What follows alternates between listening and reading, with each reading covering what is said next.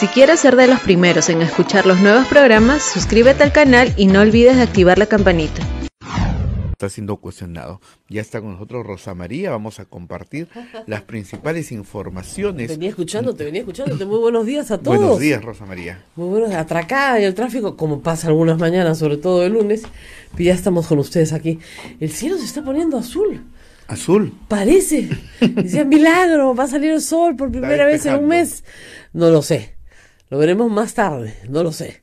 Pero parecía que podía despejar. Hace un mes que no vemos el sol en Lima. Fácil, sí. Fácil. Los anteojos oscuros se guardaron para hasta dentro de unos meses. Pero vamos a ver cómo vamos avanzando. Mientras tanto, te venía escuchando. Vamos a estar en unos minutos con el secretario Velázquez, con el secretario general del SUTEP. No solamente creo para hablar de la huelga y las reivindicaciones laborales que me parecen importantes e interesantes, sino también para hablar de la opinión que tiene el sindicato de estos textos escolares que ayer se mostraron en parte en Cuarto Poder y que no dejan de llamar la atención, la verdad, por varias razones. La primera, porque los textos escolares son de responsabilidad del Ministerio de Educación, no del Congreso de la República. Hasta donde yo sé, en un Estado democrático, donde hay separación de poderes, las tareas están claramente asignadas. Los políticos no hacen textos escolares. Los textos escolares los hacen los especialistas. Cuando los políticos se ponen a hacer textos escolares, se ponen a ideologizar a los niños. Y eso está mal. Eso es exactamente lo que critican algunos. Bueno, es exactamente lo que están haciendo.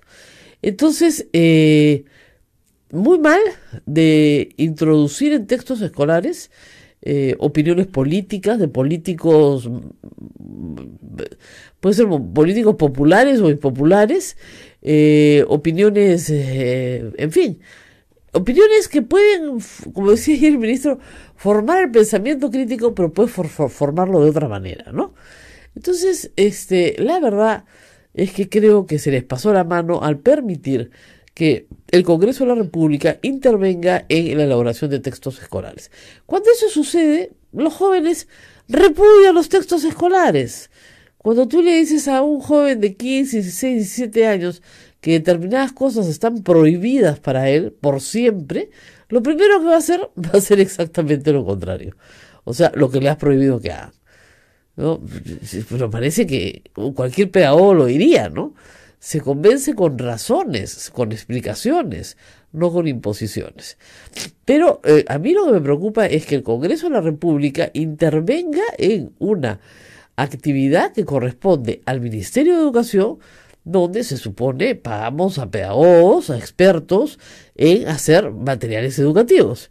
Y lo hemos hecho así en el Perú durante décadas, desde que, no sé, San Martín había una instrucción pública cuando declaró la independencia. No hemos necesitado el Congreso para que se hagan textos escolares, salvo, reitero, que estemos en un proyecto ya tan fachista que hay la necesidad de adoctrinar a niños en los intereses de un grupo político.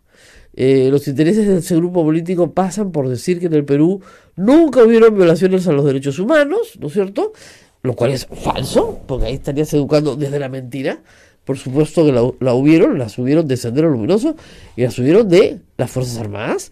Parte por decir que el sexo no existe, ¿no? Esto es simple y llanamente es negar una realidad en la cual no se toma en cuenta el porcentaje de niñas adolescentes que hay en el Perú que están embarazadas. O sea, ¿qué le vas a decir? Perdón, ¿nos están llamando por algún lado? ¿Nos llaman? ¿Sí? ¿No? Nos llaman a Abel, no me llaman a mí. Niñas adolescentes en el Perú embarazadas, el porcentaje es 13 o 14%. Los textos escolares les dicen que tienen que ser castas y puras ellas, no ellos, ellas hasta los 24. Entonces lo que les están diciendo es que ellas en realidad son unas anormales, unas pecadoras, unas mujeres que deberían estar fuera de la escuela. Entonces, ¿qué le respondes a la niña adolescente que de repente está embarazada porque la violaron o porque la violó un familiar? Además, imagínense ustedes, completamente fuera de la realidad los textos escolares para la educación pública peruana. más bien faltos de respuesta, faltos de empatía, faltos, miren, ya, si quieren, de caridad cristiana, ¿no? Yo anoche leí algunos de los párrafos que colocó Cuarto Poder y dije, si eso dicen los textos, mejor no mandar a los hijos a la escuela pública, ¿no? Porque de verdad que para que les enseñen machismo y para que les enseñen a... El pobre ministro decía, no, es para que desarrollen su pensamiento crítico, pues para que critiquen los textos. No. Además, discúlpeme, ¿qué, digamos, autoridad puede tener Rafael Rey, que es un político, para hablar de educación en el Perú? Ha sido ministro de Educación, me parece, en algún momento, no lo sé. No ha sido ministro de Educación, no. Pero digamos, le puede interesar la educación, ¿no? Como cualquiera, pero no es una persona autorizada, digamos, en el sentido que haya hecho pues un estudio, que haya trabajado en el tema. Hasta donde yo sé es ingeniero, con todo respeto por los ingenieros, pero no, y no es ni siquiera padre de familia. Entonces, ¿qué puede saber de el matrimonio homosexual y cómo condenarlo desde la escuela? ¿Será para que lo buleen al pobre chico, que es un poquito raro, para que le pegue toda la clase completa? ¿No? No, la verdad es que es una pena decirlo, pero el proyecto autoritario de Keiko Fujimori se va expresando en, digamos, en muchos de estos pequeños matices, ¿no? Uno de esos, los textos escolares, por ejemplo. Sí, justamente Ismael me manda un Fujitrol que ha encontrado y publican pues sobre las masacres de matanza de rituales que acabaron en la época del el Imperio Incaico, una cosa de locos. ¿La matanza de qué? De niños en el Imperio Incaico. Tratan de tergiversar la idea, ¿no? ¿Qué cosa? De eso, de las horrendas masacres durante el Imperio Incaico contra niños. Matanzas rituales que acabaron con la llegada de los españoles y la evangelización de América.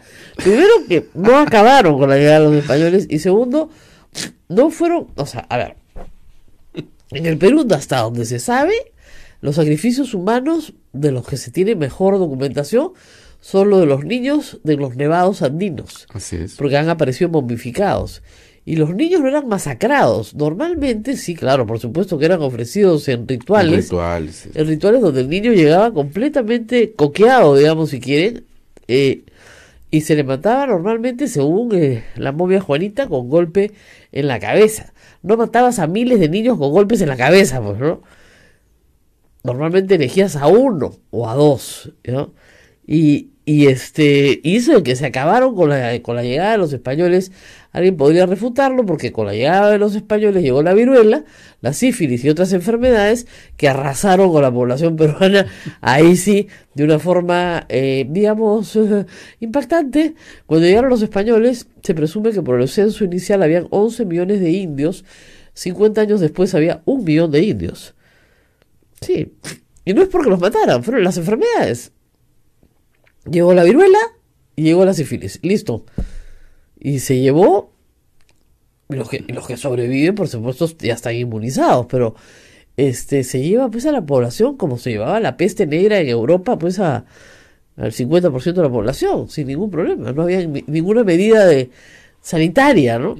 Entonces, lo que más mata durante la conquista, y mata más que las guerras y que las turbas y que los problemas entre Huascas y Atahualpa, lo que más mata es justa y llanamente las enfermedades, los microbios, los virus, las bacterias. Eso es lo que más mata.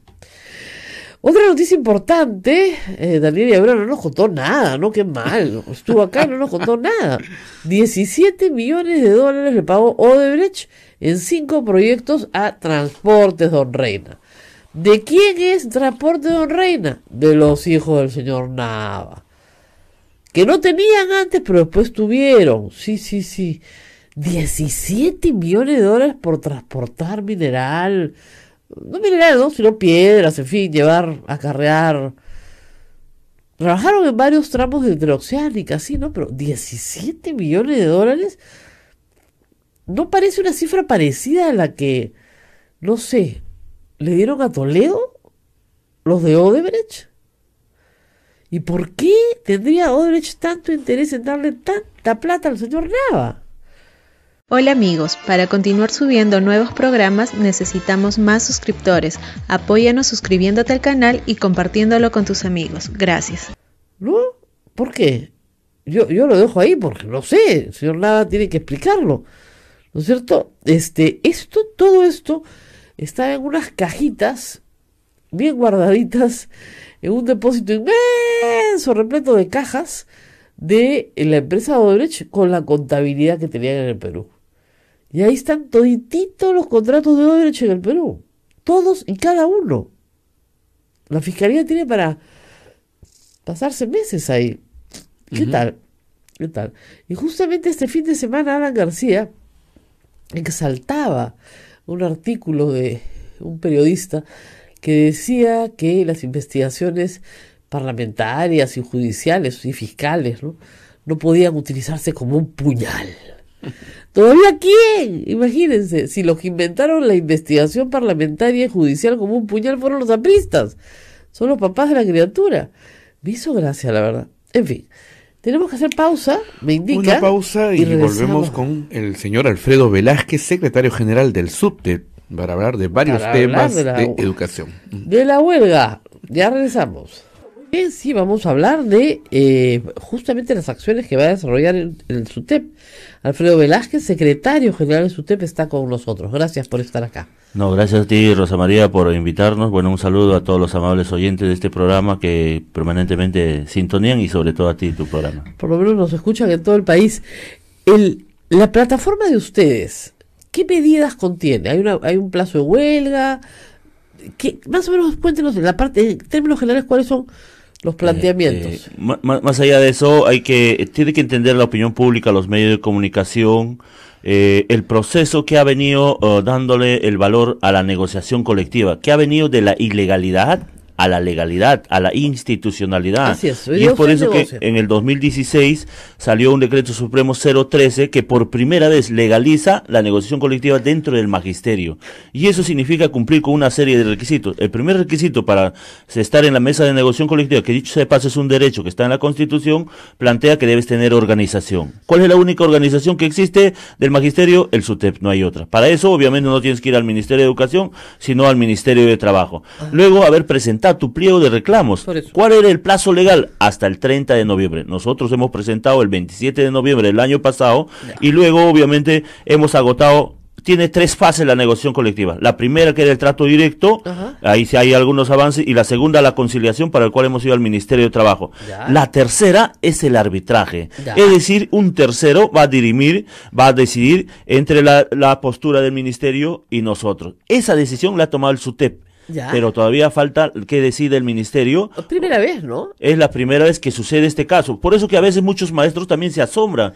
¿Qué es arbitraje? ¿Y por qué no van al arbitraje? ¿Y por qué en vez de ir al arbitraje, por qué no van a la huelga?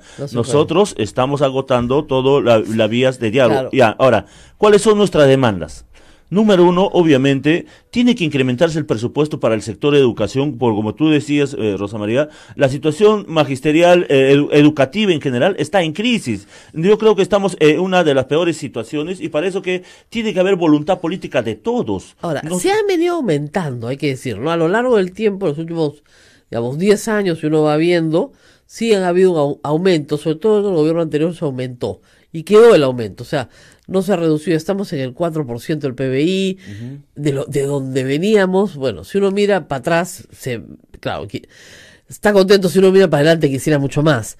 Ahora, la gente dice, presupuesto para el sector sí, pero no necesariamente solo para remuneraciones, sino para otras cosas también, para infraestructura, para materiales, para caliwarma, para cosas que acompañan el proceso, no solo para remuneraciones. Rosa María, si tú revisas nuestro pliego de reclamos, son 49 puntos, muchos de ellos que tienen que ver con aspectos técnicos, pedagógicos, pero esencialmente, ¿por qué pedimos incremento de presupuestos? No solamente para incremento de remuneraciones. Mire, el PRONIET, que es el brazo derecho del Ministerio de Educación, ¿qué dice? El 46% de instituciones educativas deben ser reestructuradas al 100%. y por lo tanto eso tiene que darse. Hay que tumbarlas. Hay que tumbarlas porque estamos poniendo en riesgo la integridad física de nuestros estudiantes y de nuestros alumnos. Entonces estamos de acuerdo. Ahora, sí han tenido un aumento del año pasado a ahora, ¿no es cierto? Claro, de 1.780 a 2.000 soles. Así es. Creemos que es un avance, eso ha sido producto de compromiso que nosotros exigimos al presidente de la Ahora, República. 2.000 soles es el básico, ¿no? Claro, es la primera escala. Es la primera escala. Que dicho de paso, Rosa María, está en la mayoría. En realidad, Es si verdad. nosotros vamos a tratar de justificar si estamos ganando bien o mal, en realidad estamos ganando mal.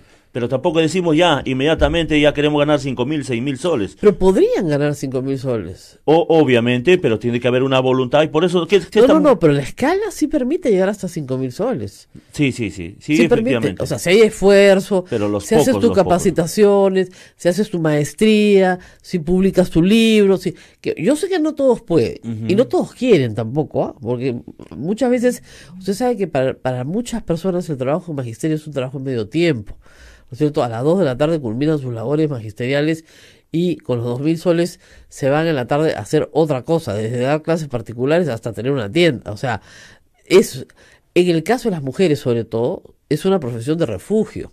Lamentablemente, pero es así. Bueno, así lo dice incluso ¿cómo se llama? El Banco Mundial, ¿no? Así es. Hace Muchos años. toda una investigación. Pero no debería ser así. No debería ser así. Pero Deberíamos dedicarnos a tiempo es, completo. es una profesión de refugio y precarizada. ¿Por qué? Porque les voy a decir una cosa que suena bien dura. Las profesiones que son invadidas por mujeres son inmediatamente precarizadas.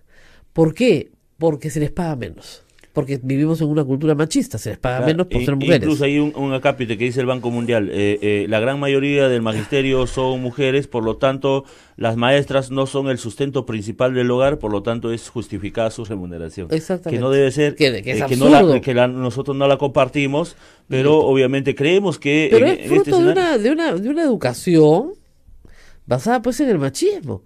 Y he visto aviso de SUTEP, me quedé muy sorprendida, pero muy sorprendida. ¿Viste en Twitter?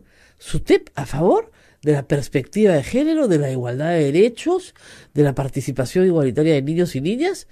¿Qué pasó en SUTEP?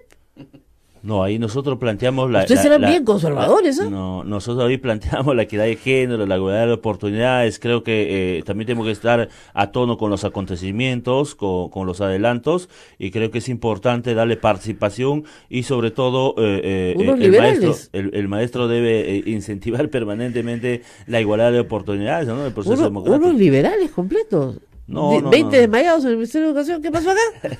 Y 20 en el arzobispado. Digo, ¿qué es esto? Ideología de género. Y dijeron, no, lo que venimos enseñando. La realidad del aula, por Dios.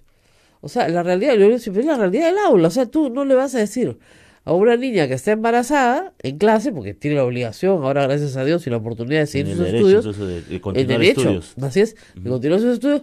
Mira, mamita, es muy importante que tú no tengas relaciones sexuales hasta los 24 años.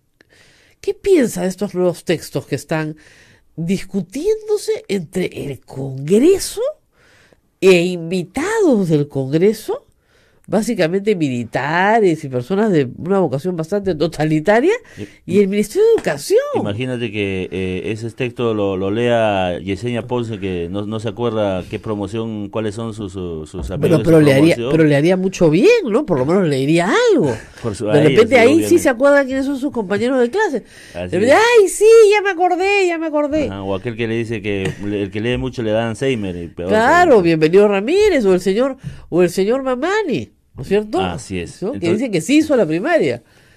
Porque él la construyó, pero no porque la... no, Sí. o sea, que sí la hizo, sí. Pero que haya ido, no, necesariamente. No, pues. No, Yo creo que en estos temas nosotros hemos planteado, así como el tema de la evaluación, deben dedicarse todo un trabajo, una comisión especializada. Que hay integrantes de la UNESCO, hay integrantes del Consejo Nacional de Educación, especialistas. No hay, quieren, hay pues, incluso quieren- el consorcio quieren- de Fe y Alegría, por ejemplo.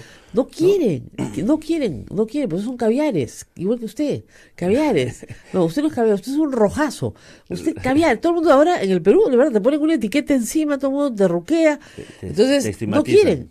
Y el proyecto del Fujimorismo, de lo que estamos viendo, es otra cosa. Quieren generales en retiro que hagan textos escolares. Era como si a nosotros le hubiéramos permitido en los 80s que los generales de la Revolución de Velasco y Morales Bermúdez hicieran los textos escolares. Hecho la historia. Imagínense pues qué historia nos hubieran enseñado. ¿Se imaginan?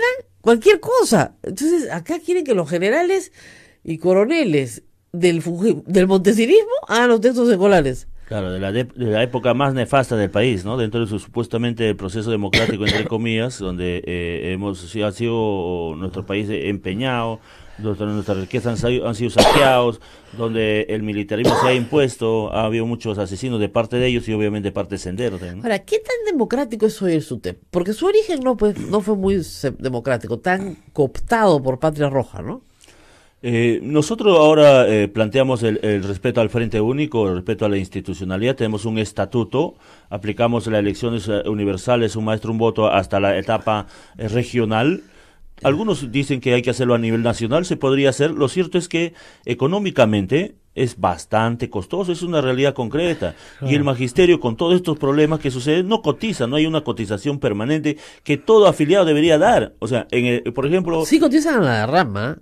Pero la derrama es un fondo exclusivamente para el magisterio, no tiene nada que ver con el SUTEP, con el gremio sindical. Entonces ellos administran, ellos velan por los fondos, porque cuando se retiran los maestros, tienen que puntualmente entregarles. No, y aparte de eso, porque tienes préstamos, tienes beneficios, o sea, sí tienen algunas ventajas. Ustedes deberían, como SUTEP, ofrecerles alguna cosa, pues. Es muy difícil, es imposible, porque ahí también permanentemente está la supervisión de la SBS.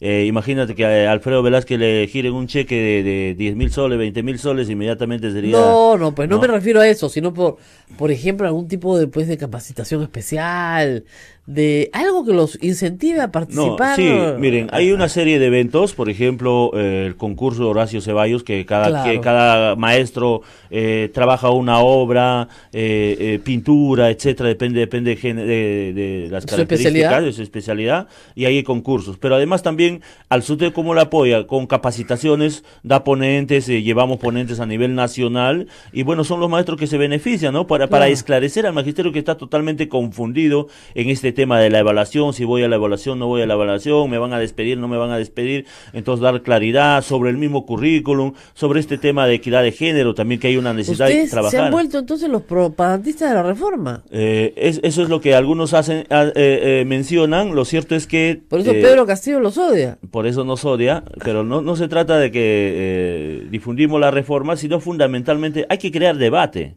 y para crear debate hay que conocer, sea de cualquier postura, ¿no? Y fundamentalmente frente a esa situación, si encontramos contradicciones, hay que construir propuestas, porque no quiere decir yo estoy en contra de esta currícula, yo estoy en contra de tal o cual cosa, pero lo más importante es crear propuestas, porque lo más fácil es oponerse por oponerse, ¿no? Han cambiado mucho. Yo cuando hace, 15 años trabajaba con los secretarios generales del SUTEP, siempre tenías que preguntarles, oye, ustedes, ¿por qué saludan pues a los cubanos, a los tenían que saludar a los norcoreanos, a cuánta dictadura había antes de empezar el pleno del SUTEP, ¿no? En el mundo. Ya no hacen esas cosas, ¿no? Ya no se hace. Obviamente depende del contexto, un contexto más abierto, hay mayor amplitud. Dentro del gremio sindical hay religiosos, hay evangelistas, hay católicos, hay independientes, hay netamente profesionales, hay del APRA, hay de todas las organizaciones. O sea, es importante. ¿Qué nos une a nosotros? Nuestro pliego de reclamo. El pliego de reclamo que obviamente debe conocer todo el magisterio para que sepa qué es lo que estamos nosotros discutiendo dentro del magisterio, dentro de la mesa de negociación colectiva. Para este año, ¿qué están pidiendo de aumento? Nosotros estamos planteando en primer lugar que ir a la etapa de arbitraje. Ahí para decidir, en estos días debe darnos el ministro una respuesta, solo que estos temas de división y fragmentación distrae. Obviamente ahí tenemos que entender, pero además nosotros estamos exigiendo otra cosa, que se instale una comisión de alto nivel para ver el tema de políticas remunerativas a corto, mediano y largo plazo. Eso se tiene que trabajar. Nosotros, ¿qué planteamos ahí? ¿Quiénes deben integrar esa comisión? Ministerio de Economía, Ministerio de Educación, hemos ido a la UNESCO, hemos conversado, a la OIT, Organismo Internacional de Trabajo, Consejo Nacional de Educación, la CGTP y el SUTEP. Y ahí para poder trabajar seriamente y no estar amenazados, o en todo caso con gente aventurera, decir que el próximo año huelga, que tal día fue el huelga, o sea, tener una proyección seria, pero la madura. proyección depende pues de los ingresos del país, y el problema es que eso nadie se lo puede asegurar. Claro, no hay una estabilidad, ¿no? Pero sin No embargo hay proyecciones, ¿no? Sí, pero que yo le pueda decir el próximo año le subo 1.000 soles, me encantaría, pero ¿de dónde? Ese es el problema. Pero sin Si lugar a ustedes dudas. fueran 4 o 5, no hay problema. Pero Sí, sí. Ustedes son 200.000 más pensionistas. Nosotros entendemos, pero obviamente también el Estado debe entender que somos los peores pagados dentro de los funcionarios públicos. Porque son más, nuestro pues. poder adquisitivo se ha deteriorado notablemente, la calidad de vida de nosotros como maestros también, y eso debe ser una preocupación de todos, ¿no? Para mejorar permanentemente. Bueno, vamos a la pausa y rezamos con mucho más. No se muevan, vamos a preguntar por el CONARE y por todas estas historias. Por el falso SUTEP, pero de todas maneras el falso SUTEP hace unas tremendas huelgas. Vamos a la pausa y regresamos. Bueno, cuéntenos un poco de Pedro Castillo y de esta lucha que él encabezó el año pasado, digamos, con éxito, no porque haya sido bueno para los niños, por el contrario, sino por éxito porque tuvo casi, no en todos los lugares, pero en muchos lugares, casi 2 meses la educación pagada. Y si se tiene en cuenta lo que había pasado en marzo en el norte, bueno, hay niños que 3 meses no fueron a colegio el año pasado. Sí, Rosa María, justamente en la coyuntura actual se viene debatiendo el tema de la información, la comunicación, y haciendo una autocrítica, el año pasado lo que ha fallado entre los maestros, entre la base y la dirigencia, obviamente es la falta de comunicación oportuna y acercamiento al magisterio. Y en ese sentido, quien ha canalizado ese descontento, creando mentira, difamación, calumnia, sin ningún sustento, obviamente ha sido ese personaje, Pedro Castillo, pero en la práctica, como él no representa a la organización sindical del SUTEP, porque nunca ha sido su interés afiliarse, nunca ha sido consolidarla ni forjarla, obviamente no ha conseguido absolutamente nada de reivindicación para el magisterio. Lo único que ha sometido al magisterio es prácticamente a los descuentos descomunales, donde miles de maestros han sido descontados en sus fondos, en sus recursos económicos. Pero bueno, se canalizó, luego nosotros hemos bajado a las bases, hemos conversado con el magisterio, hemos hecho ver las actas, porque somos el interlocutor válido, él lo dice, del interlocutor oficial, nosotros somos el interlocutor válido del magisterio y tenemos la obligación de decirlo al ministro de Educación: estos son el pliego de reclamo, firmemos ahora, actas, y obviamente esas actas forman para que quede parte de la claro, negociación colectiva. ¿cómo se organiza SUTEP? ¿Ustedes cuántas bases tienen a nivel nacional? Miren, el SUTEP, nosotros tenemos todas las regiones, tenemos Claro. representatividad. El SUTEP proviene, la cédula fundamental del SUTEP es las instituciones educativas. Lógico. Las instituciones educativas forman, luego eligen al distrito, Ya. luego la provincia, y las provincias eligen a las O regiones. sea, si hay 50.000 centros escolares en el Perú que sean unidocentes, ¿ustedes tienen 50.000 bases? Debería ser así. Lo Ya. cierto es que, miren, uno de los derechos del sindicalismo es también tener licencias sindicales Lógico. con goce de remuneraciones. Muchos años siempre hemos tenido confrontación, no internamente de esta magnitud, pero sí externamente con los gobiernos. Por eso que nos querían desacreditar, deslegitimar, etcétera, y nos quitaban las licencias. Ahí nos atacaban. De tal modo que en el gobierno de Alan García nos quitaron las licencias y nos quedaron solamente con 4 licencias, y esto no ha servido para fortalecer la estructura del gremio sindical. Por eso que, si bien es cierto, hay instituciones educativas, no todas están organizadas, deberían de estar organizadas, y eso es nuestro trabajo, eso es nuestro reto. Es difícil, pero no imposible, tenemos que hacerlo. Ya, muy bien. Ahora, ¿cómo nace CONARE? Bueno, el CONARE, en primer lugar, es el Comité Nacional de Reorientación y Reorganización del SUTEP, Así que es. existe, que es una realidad, aunque ellos lo niegan, así como Judas negó Claro. 3 veces a Cristo, ¿no? Entonces existe. En el 2003, acuérdate, justamente acá en una huelga de 2003, ellos se posicionaron frente al Congreso de la República. Eran un grupo más reducido, obviamente, y quien los salvó prácticamente para darle posicionamiento o político era Mercedes Cabanilla, que lo llevó a la Casa del Pueblo, a pesar que ellos discrepaban Pero políticamente. ahí era el grupo Guaynalaya, Ahí ¿no? era Guaynalaya, desde ahí ya empezaban ya a consolidarse, solo que ellos, como hay 2 grupos dentro de ellos, siempre se han peleado entre ellos, siempre se han Porque dividido. para que entienda la gente, hay un grupo que es más prosenderista que otro. Claro. Ese claro. es el tema. Esa es la O sea, realidad el CONARE completa. tiene un brazo sendero y otro brazo no sendero. No, lo cierto es que uno es proseguir, que aquellos Proseguir, que apuestan, ¿no? así es. por la lucha. Esto es prácticamente el maestro, la opinión pública debe un poco profundizar. No es una ofensa al magisterio, No. es una descripción de una realidad concreta, que es una gran minoría, no es una gran mayoría, no estamos No. tildando a tal. Pero lo cierto que existe lo de proseguir y los de Moadef, ¿no? Entonces, ¿qué dice lo de Moadef? Apuestan porque vamos a llegar al poder, pero vía, ya no la lucha armada, sino vía los procesos electorales. Ahora, ¿usted Y eso cree está que en en su CONARE derecho. están los dos, Movadef y Procedido? Ahí iba, ¿no? Lo cierto es que el 17 de junio del año pasado, teniendo en cuenta de que querían enfrentarse al SUTEP, se unieron y 25 dirigentes se juntan y deciden a buscar una cabeza. ¿Y quién es esa cabeza? Es Pedro Castillo. Ellos deciden. Entonces, algunos de ellos, como Lucio Cayo Cayata, por ejemplo, es del Movadef. Él ha sido miembro del comité electoral del Movadef a nivel nacional. O sea, sí están dentro de la OMPE en la lista. Lo cierto que cuando tú pides a la OMPE, dice quiénes son, ellos dicen ninguno. ¿Por qué? Porque no están inscritos. No están inscritos. Si hubieran estado solamente inscritos, fueron las firmas. Así es. Ahora, el tema es que ya el gobierno ha pasado una ley para sacar a todas las personas que hayan tenido condena por delito doloso por terrorismo del magisterio. Se han detectado algo así como 270 y tantos casos. Es difícil porque los antecedentes penales se borran. Así Entonces es. encontrar los expedientes es muy complicado. Pero han encontrado estos. ¿Los han separado del magisterio de verdad? Sí, están en ese proceso. En realidad, los de apología al terrorismo, los que han purgado condena, son pocos, ¿no? Son pocos. Pero hay más, dicho sea de paso.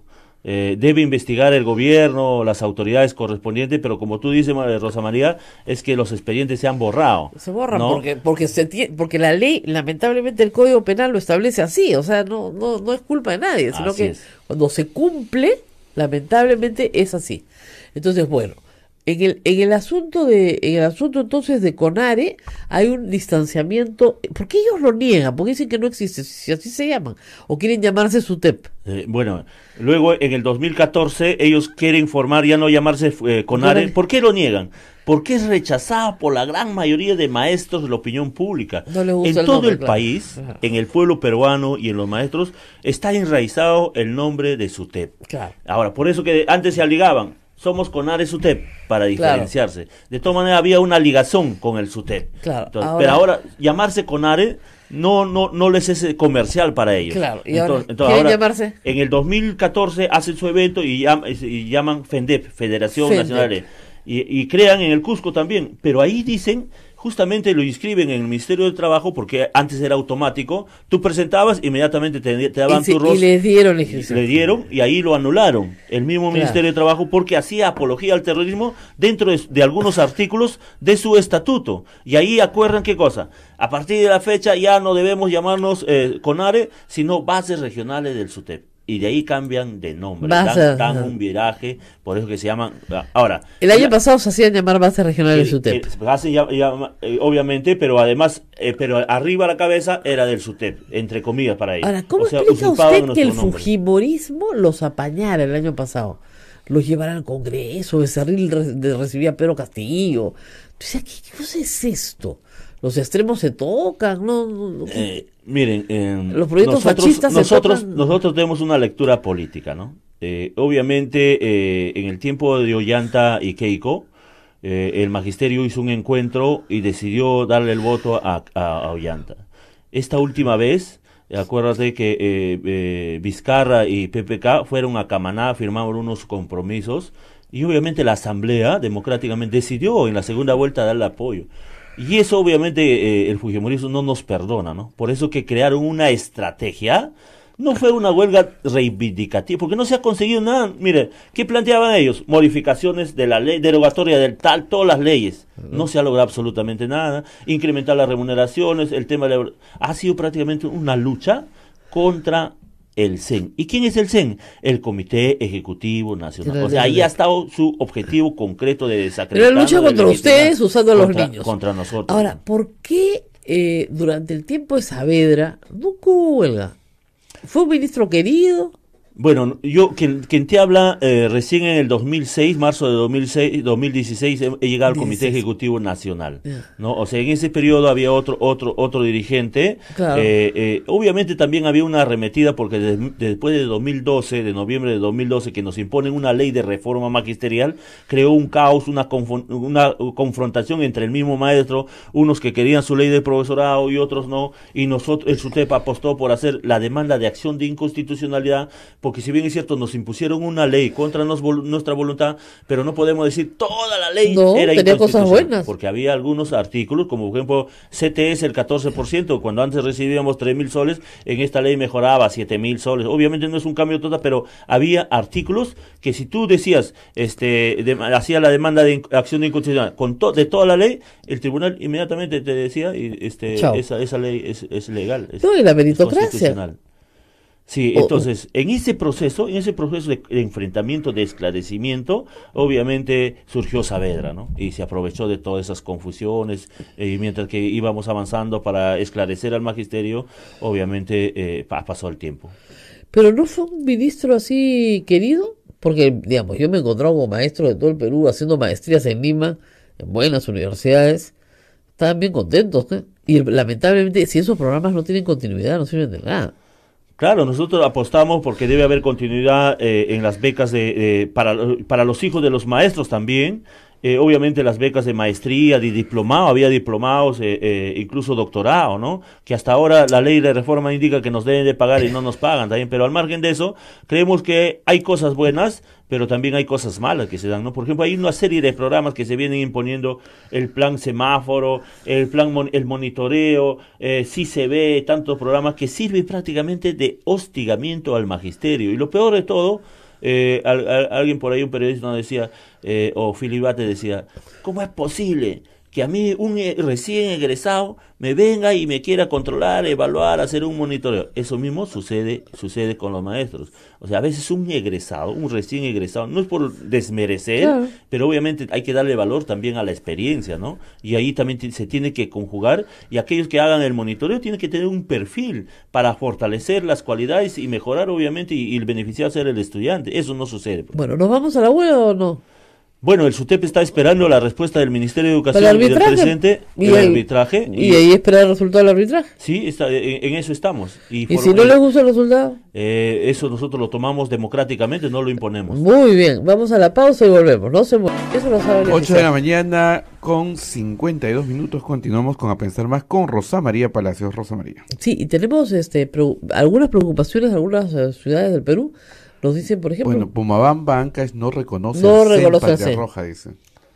Bueno, ellos están totalmente equivocados. El CEN no es de Patria Roja, es el Comité Ejecutivo Nacional del SUTEP. Lo cierto que en Ancash también, en Pomabamba, el secretario provincial nos ha llamado el día de ayer para conversar, y están totalmente desinformados, confundidos los maestros, no saben qué estamos haciendo nosotros, piensan que no estamos haciendo nada. Claro. Cuando nosotros consideramos una de las formas de lucha dentro del proceso incluso democrático es el proceso de negociación colectiva.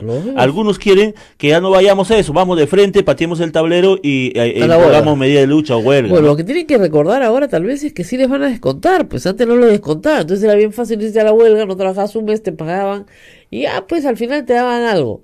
Ya pues, pero eso ya no va a pasar, porque el año pasado sí les descontaron. Sí, efectivamente, les han descontado. Los que se fueron con Castillo les descontaron. Claro, y eso es una irresponsabilidad, ¿no? Lo cierto es que los han llevado a la aventura, a la lucha, a la confrontación, y de ahí cuando finalizó supuestamente su lucha, los abandonaron. ¿Y quiénes tienen que solucionar, encaminar, canalizar la recuperación de clases, o en todo caso incluso la recuperación económica? Hemos sido nosotros. Tenemos que entablar conversaciones con el ministro, con las autoridades, las direcciones regionales, para que el maestro que haya recuperado se le devuelva su... Ahora, a ustedes les dicen el CEN Patria Roja porque todos son de Patria Roja, ¿es verdad? No, es totalmente falso. En primer lugar, el SUTEP no son de Patria Roja, la mayoría son independientes. Hay Frente Único. Pero en el CEN. No, por ejemplo, el compañero Héctor Sinche es un maestro de Junín que es del APRA. Él nos abrió las puertas del Castillo, Jorge del Castillo, para conversar con el ministro de Educación el día 9 de junio, y ahí obviamente le informamos al ministro y le dijimos que el SUTEP está decidiendo ir al arbitraje producto de una asamblea, y Jorge del Castillo dialogó con nosotros para interceder en la solución de nuestras reivindicaciones. O sea, así como él, hay muchos maestros. Pero usted sí es Patria Roja. Yo obviamente tengo mi identidad política. Saludos en Patria. A Rolando Breine. Bueno, muchísimas gracias, lo vamos a hacer. Muy amable, muy inteligente. Sí, obviamente nos dedicamos también a veces a estudiar, pero en esta tarea que estamos no hacemos apología a nuestra organización política, sin embargo defendemos permanentemente la escuela pública, los derechos del magisterio, trabajamos permanentemente por buscar reivindicaciones, ¿no? Y defender Ahora, ¿no cree que ha habido un proceso de como de liberalización en Patria Roja? Porque fíjate, Patria Roja maneja la derrama, ¿no? Uno va a los clubes de la derrama, a los hoteles de la derrama, caracho, bien puestos, o sea, bien imperialistas, pro-yanquis, todo, ¿eh? O sea, no sé qué pasó. O sea, pero ya no sí- levantan el puño, ya nada de esas cosas, nada, de verdad nada, el puño en alto, nada. Mire, yo creo que la derrama magisterial es una empresa muy prestigiosa. Por ¿No eso. es cierto? Todos los ingresos que obtiene de los hoteles, y Sus de otros, inversiones, todas ¿verdad? sus inversiones que está encaminada adecuadamente, están en azul. Algunos dicen está manejada por rojos, pero sus cuentas están en azul. Y eso Pero como nos digo, parece como muy el bien. imperialismo yanqui No. se encarga medio de la vez. No tanto al imperialismo, pero lo cierto, en China también, bueno, Igual. impulsan la inversión privada, pero lo cierto es que todas esas ganancias que se obtiene se distribuye entre cada uno de afiliados que tiene la Sí. derrama magisterial. Tiene O sus, sea, tiene sus ventajas, tiene sí. sus préstamos a bueno, tienen préstamos a buenas tasas de interés. Entonces a los maestros les conviene mucho. Porque, digamos, durante el gobierno de Alapra, Chang, ¿se acuerdan que hizo que iba a ser voluntaria la afiliación a la Es rama? voluntaria. No, pero Sí, no era, anuló, pues. no Antes no era. Así es. Le dijeron, nadie se va a afiliar. Se afiliaron todos. Todos se volvieron a apoyar voluntariamente. Voluntarios, todos. Sí. Entonces tú me decías, ¿pero por qué? Claro, pues, papito, porque te está dando un descuento, te está dando un préstamo que ningún banco te van a dar, porque no eres sujeto de crédito. En cambio, ahí sí te dan. Entonces, porque tienen tu cotización. Entonces, no, había un Así es. montón de Nunca, ventajas. nunca a los bancos apostaban por dar un préstamo al magisterio. No, pues. Recién fue a través de la derrama que ellos imitaron posteriormente, pero además, una fortaleza de la derrama. Nunca ponen a sus deudores en Infocor, ¿no? Ahí te brindan una serie de facilidades.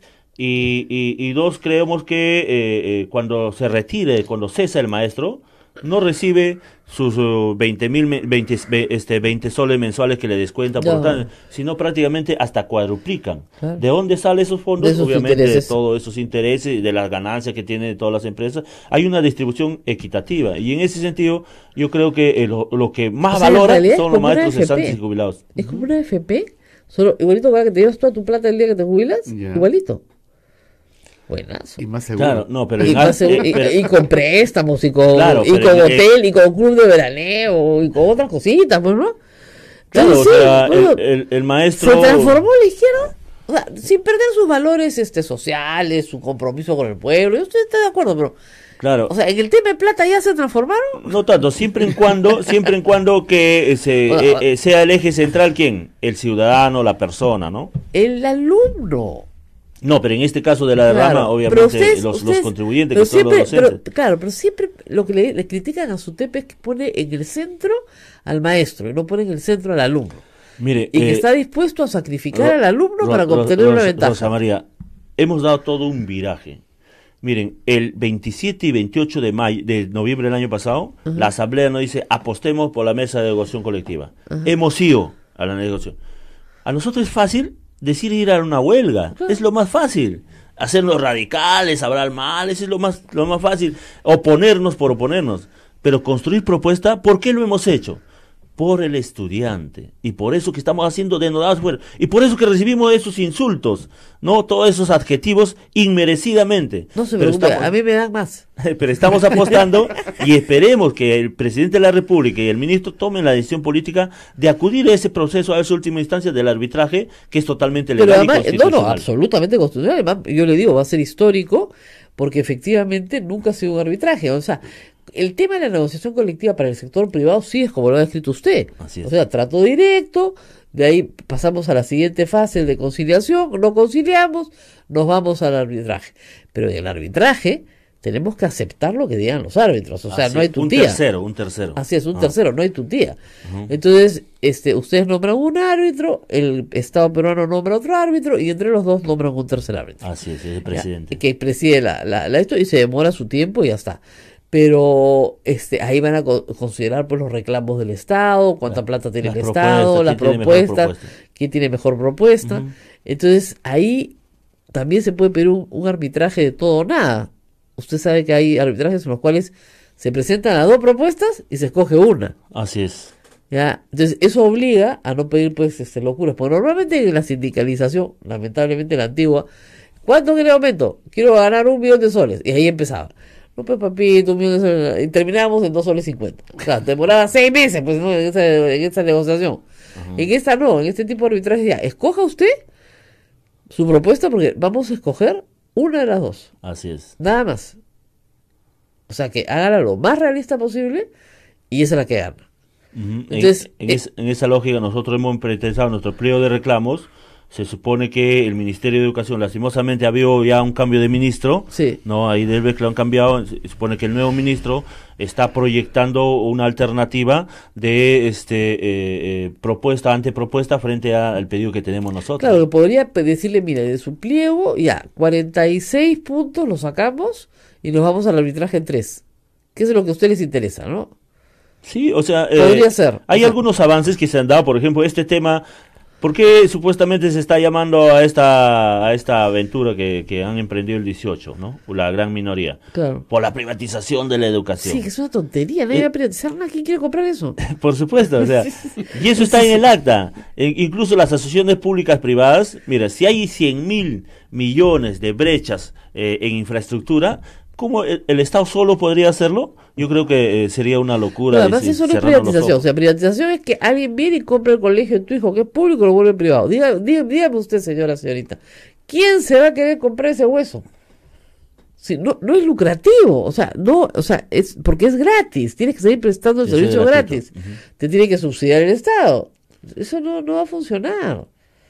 O sea, acá en el Perú han surgido proyectos privados interesantes, pero con otra lógica, como los de Fe y Alegría, o sea, donde el colegio pone la infraestructura y el Estado pone las plazas, pero de otra forma no se puede hacer con la educación pública en el Perú, nadie va a privatizar nada, o sea, si les cuentan ese cuento, es un cuentazo. Es un cuentazo. Claro, pero ahí falta claridad, falta información y por eso que nosotros en uno de los puntos habíamos planteado que el ministro se comprometiera que ninguna institución educativa pública pase a manos de ninguna empresa privada y eso está en el acta, ¿no? Claro. A pesar de que sabemos... Pero digamos, usen más el Twitter, pues. Cuando han estado usando el Twitter, la gente se va desmayando con lo que ustedes ya publicando. Sí, vamos a... Ustedes ponían, ahora que el Mauricio Mulder no permite que nadie, el Ministerio de Educación no puede sacar ni un avisito, aprovechen y pongan su Twitter, su Facebook, porque cuando yo leí que estamos a favor de un currículum con igualdad de oportunidades para niños y niñas, ¿qué? Ese es el SUTEP. Ustedes no eran así. Estaban esquematizados. Muy conservadores, eran muy machistas. No. ¿Pero cuántas mujeres hay en el CEN? El 70%, en el CEN, el Comité Ejecutivo Nacional, hay el 30%. ¿No? Pero no es responsabilidad exclusivamente nuestra. Nosotros tratamos de promover que las maestras también, porque en la política, ¿cuántos hay? A ver. Voy a poner, ¿cuántas maestras hay? Son el 70%. Sí, el 70%. Ya. ¿Y cuántas están en ese? El 30%. Ya, se da cuenta que hay un camino que recorrer. Sí, y en ese trabajo estamos, por eso nosotros tenemos una Secretaría de Equidad de Género, para hacer eventos, para promover líderes, maestras a nivel nacional. Que no se entere el obispo, qué barbaridad. Ya tienen una Secretaría de Equidad de Género, caracho. Pero de verdad, pues, esos son los problemas que tiene organizaciones como el SUTEP, o sea, la mayoría de las usuarias, digamos, de su servicio, de las sindicalizadas, son mujeres y no están representadas. Así es, pero por eso estamos en ese proceso de trabajo, de sensibilización, de esclarecimiento y de cualificación para que ellos son los que realmente sean ellas mismas representadas, ¿no? Eso, cuando eso cambie, créeme que con Ale no pasa. Estamos en ese proceso. Cuando eso cambie, con Ale no pasa, pero tienen que ser representadas. Bueno, ¿alguna pregunta más tenemos por ahí? Bueno, sí. Hay siempre llegan por Facebook, hay un montón de... Bueno, nos parece bien. Sí. Usa el Facebook. ¿Usted cree que el señor Castillo lo que quiere es promocionarse para ocupar un cargo político después, Congreso? Miren, es más que evidente, el año pasado los ha llevado con mentiras, usurpando el nombre del SUTEP, cuando ahora sabemos, incluso el Tribunal Constitucional ha indicado que él no representa, ni tiene ninguna organización. Si él hubiera querido representar al magisterio, lo primero que hubiera ido, después de haber suspendido su huelga el año pasado, al Ministerio de Trabajo para que se le reconociera. No tiene ni siquiera un papel inscrito. Y ahora, obviamente, está en ese proceso de posicionamiento político, ¿no? Ahora, Claro, ¿por qué no concursa él, digamos, por qué no avanza desde su base para llegar a la SEC? Porque él no le interesa el SUTEP, no está afiliado. Ah, ni siquiera es Ajá, afiliado. no está afiliado, claro. Por eso que ellos quieren permanentemente tener una organización paralela. Por eso ahora están en la disyuntiva. El problema es los que lo han elegido no lo dejan. Él quisiera salirse de fuera, Claro. de tener otra organización, FENAMAC, FENATE, FENTEP y todo lo demás. Pero le dicen, no, si tú sales, estás rompiendo con la historia, con la tradición, con el sindicalismo clasista. Claro. Entonces, obviamente no lo permite. Por eso que ahora, ¿qué ha inventado? Yo soy del FENASUTEP.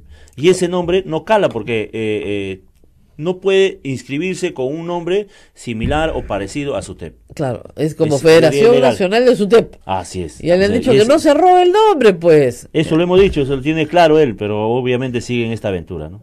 Y a los que le dicen que ustedes son unos entreguistas, que se han entregado al ministerio. A veces nos dicen eso, ¿por qué? Porque apostamos por esta vía democrática Claro. de negociación colectiva, que no es mala, es buena, Claro. pero hay que agotarlo. Miren, no podemos hacia la opinión pública ser intransigentes. Una vez agotada esta vía, no hay solución, Entonces, ahí sí. ahí sí, se Claro. conversa, la opinión pública te va a apoyar, los medios de comunicación, pero no sin pasar esa etapa. Ahora, porque además tú antes decías, hay el tema del currículum, hay varios temas. Y tú decías, bueno, parecen el sindicato oficial, que los temas del ministerio. Pero además, para crear debate, primero hay que conocer la propuesta, aún siendo el enemigo. Hay que conocer la propuesta y en función de eso, ¿qué? Oponernos, pero fundamentalmente crear propuestas, crear alternativas. En ese proceso estamos. Entonces, evaluación de desempeño docente. Nosotros planteamos, ¿qué planteaba el Ministerio de Educación anterior? Que sea una prueba escrita, una prueba estandarizada, como se hace a nivel nacional. ¿Ah? ¿Qué planteábamos nosotros? No, que sea en el aula. Pero en sí la razón. estaba. En Estaba el la aula no ley. estaba. Estaba el segundo paso. O sea, primero pasabas la La escrita prueba, ajá. y de ahí te hacían en el aula. Claro, pero en la prueba escrita, como sucede... volabas como a todos, claro. Prácticamente no aprobaban la gran mayoría. ¿Pero por qué no aprobaban? Pues? ¿Por qué? Miren, no solamente es en el Perú, o sea, Ya. se ha aplicado en Chile, Ya, pero ¿por qué? varios... Porque no estudia, porque el pues. objetivo es que no mide lo que debería medir, ¿no? El objetivo...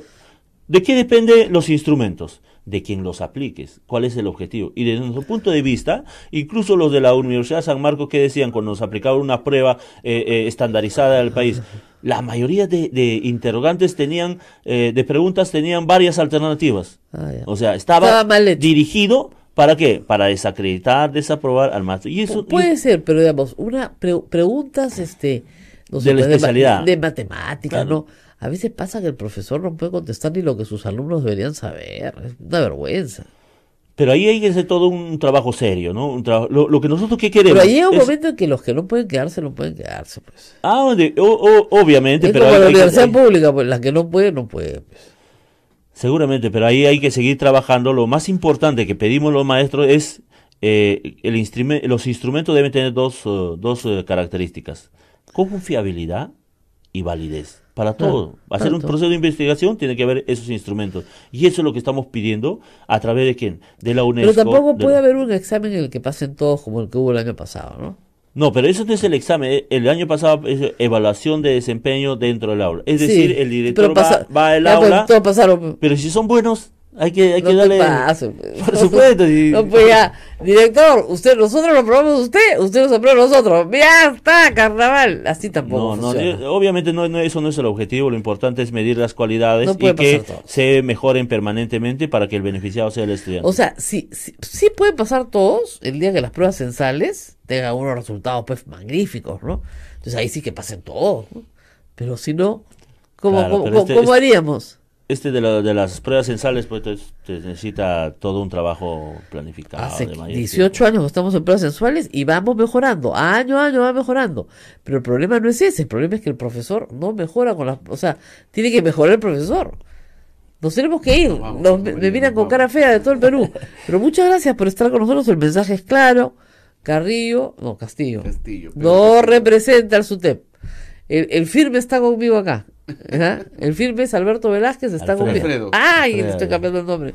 Alfredo Velázquez está conmigo, el otro no es. Es Sachasutep, pero no es SUTEP. ¿Ya? Listo. Bueno, muchas gracias. Gracias a ustedes. Nos Cuídense vemos. mucho, nos vemos mañana.